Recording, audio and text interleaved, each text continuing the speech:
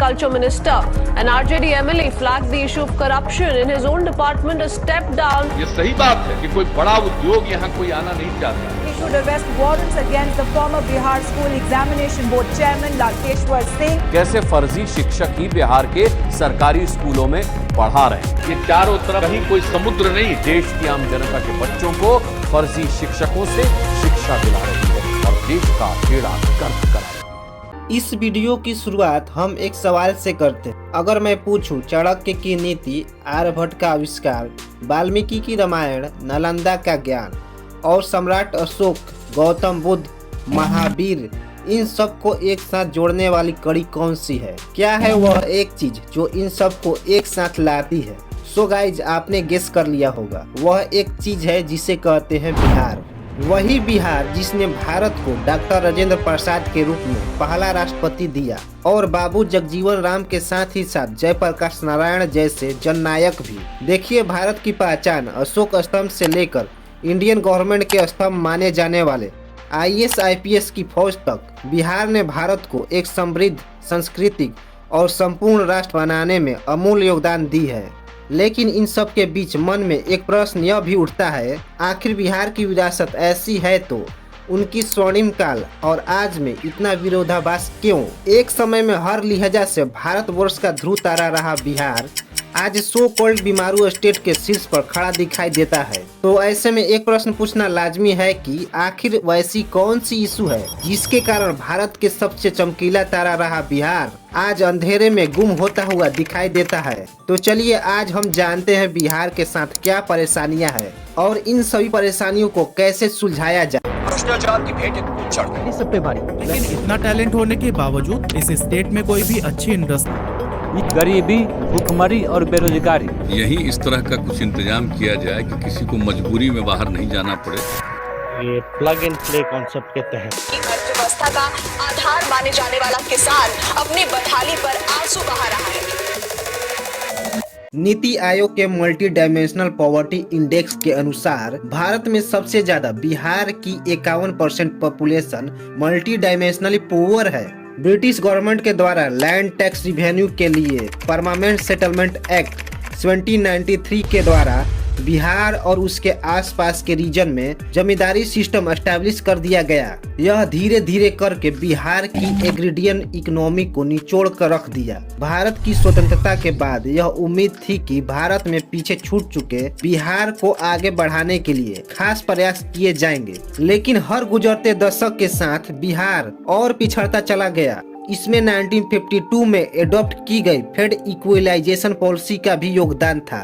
इस पॉलिसी का main goal था सभी स्टेट को इंडस्ट्रियलाइजेशन करना. ऐसे में बिहार जो नेचुरल रिसोर्सेज से भरा हुआ था उसके रिसोर्सेज को कभी भी वैल्यू नहीं मिली. नतीजा यह हुआ कि यह पॉलिसी ने ही बिहार के इंडस्ट्रियलाइजेशन को हैम्पर करके कोस्टल और ऑलरेडी डेवलप्ड स्टेट को और भी ज्यादा प्रमोट कर दिया. इस फेड इक्वलाइजेशन पॉलिसी के इफेक्ट को एक्स प्रेसिडेंट और एक्स फाइनेंस मिनिस्टर भी माना. यही सभी कारणों की वजह से बिहार को कभी भी इफेक्टिव कॉम्पिटिटिव पोटेंशियल मिली ही नहीं. यही वजह है जहां 1981 में बिहार का पर capital income national capital income का 60% था, वहीं 1999 में यह गिरकर सिर्फ 35% रह गया. यहाँ पर ध्यान देने वाली बात यह है कि भारत के साथ साथ बिहार भी ग्रीन रेवोल्यूशन के साथ व्हाइट रेवोल्यूशन भी देखा और IT रिवोल्यूशन उसके दरवाजे पर खड़ा था.